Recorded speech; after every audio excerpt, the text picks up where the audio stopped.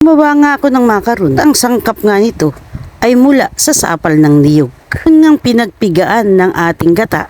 Yung sapal nga ng niyog na tinatawag ay huwag mong basta itapon yan. Maaari nating gawin na makaron yan. Kung kayo nga'y ready na, tayo'y magluluto na. Pero bago nga tayo magsimula, may follow button dyan sa itaas ng aking pangalan. Please, click naman. Meron nga ako ditong sapal ng niyog na aking pinaggamitan. Lulutuin natin to at gagawin nating masarap na makaron. At sa single na recipe nga, ay kakailanganin natin ng 2 tasa ng sapal ng niyog. At dito nga ay kakailanganin ko rin ng kalahating tasa ng harina. Pero sasalain muna natin ng harina, iba pa na dry ingredients para makaiwas tayo sa buo-buo nito. Ilalagay din ako ng 1 kutsarita ng baking powder at 1/4 na kutsarita ng iodized salt. At pagkatapos nga ay sasalain na natin itong mabuti. Ang pagsasala ay nakaiiwas para matanggal natin ang buo-buo dito sa ating mga dry na ingredients. At pagkatapos nga nating mailagay itong ating ibang ingredients sa sapal ng niyog, ay hahaluin lang natin mabuti hanggang nga sa magkasama itong ating mga sangkap. Pagkatapos nga ay itatabi ko muna ito at kukuha ko ng isang malinis na bowl at dito tayo magtitimpla ng ating liquid na ingredients. At dito nga ay kakailanganin ko ng 2 buong itlog. At pagkatapos nga ay maglalagay din ako ng kalahating tasa ng wash sugar. Siyempre, para sa masarap na lasa ng ating makaron, maglalagay ako ng kalahating tasa ng tinunaw na margarine, pwede rin namang butter, at 1 kutsarita ng vanilla. Dahil nga gusto ko ay chocolate flavor itong ating makaron, ay maglalagay ako ng kalahating tasa ng chocolate na condensed milk. At nasa sa inyo nga kung anong flavor ang inyong nais sa gagawin ninyong makaron.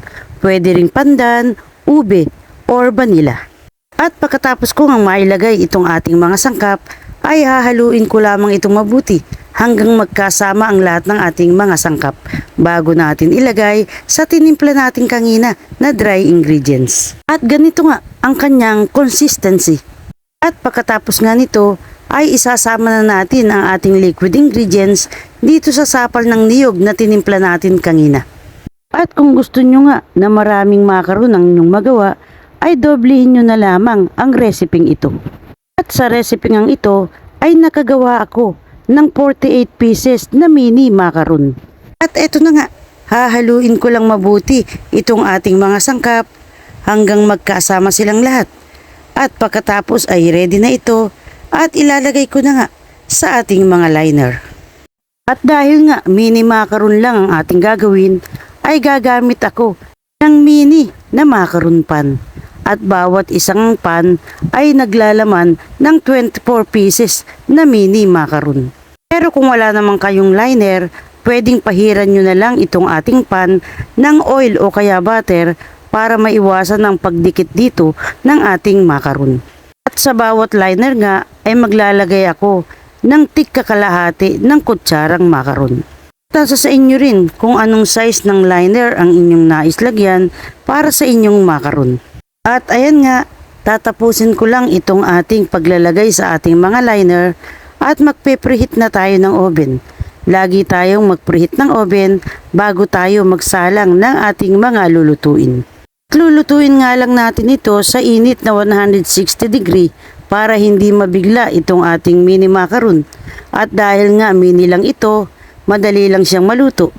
Ang ating ngang pagluluto ay tatagal ng 15 minuto hanggang 20. At sa mga wala namang oven, ay pwede rin naman itong ilagay sa kawali.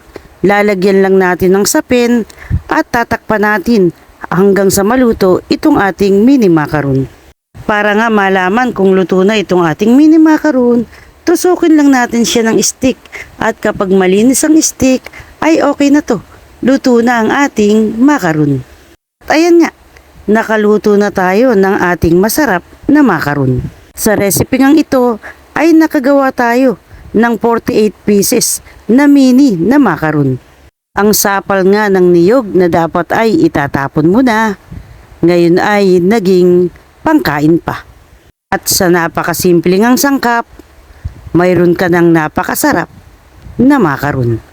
At kung nagustuhan at may natutunan, please, pakishare na lang.